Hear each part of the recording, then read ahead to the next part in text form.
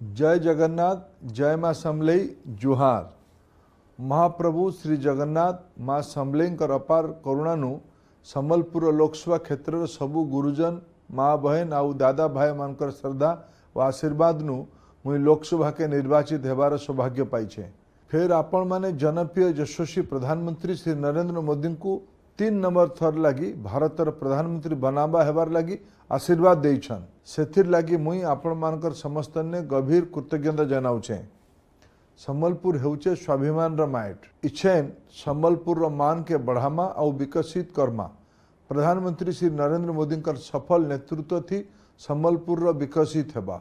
संबलपुर के विकसित कराबार काम मुई मुनामी। सेथिर लागी मुई आपण मानकर निरंतर सहयोग कामना करुछे। आसुन आमे समस्त मिलीमिशी करी प्रधानमंत्री श्री नरेंद्र मोदी कर नेतृत्व ने संबलपुर के विकसित कराबार सांगे ओडिशा और भारत के विकसित करामा।